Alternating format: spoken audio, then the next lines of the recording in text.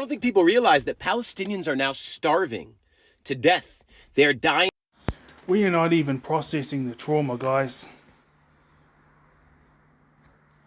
Because here's the thing.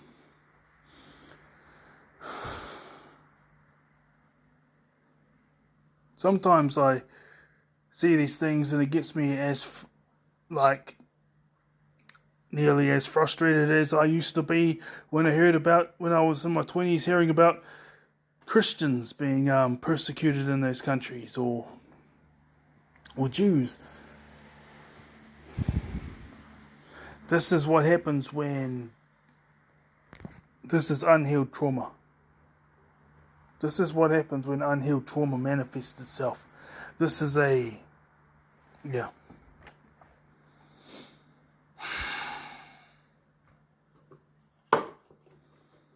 still believe that Israel deserves to be owned by the Jews, but I also think there needs to be, it's just a messy situation.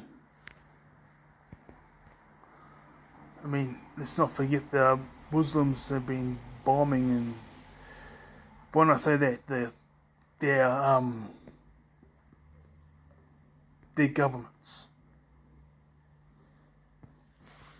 their armies, not your average everyday person.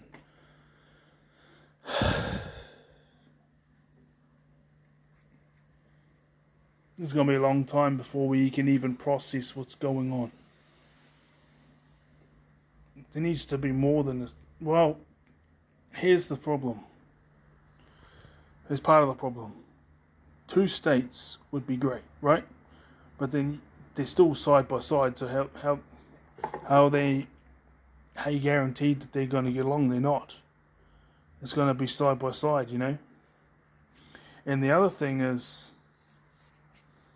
in the Bible, is what's going to make it hard, is in the Bible it says that when they say peace, peace, peace be upon you, and then war suddenly. So there'll be a lot of people that say, well, actually, no, this would be going against the will of God because it all belongs to Israel.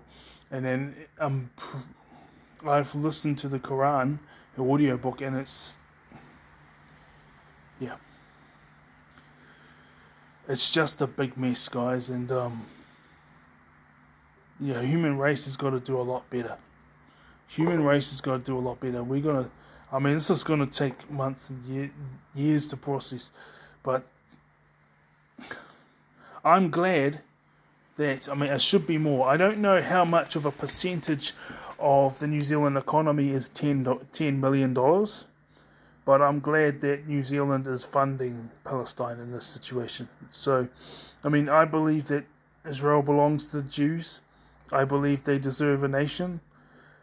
But this is also just unhealed trauma that's been put up on them. And it's not all Jews, it's their government. The average everyday person who's just doing their thing is not like this. Okay?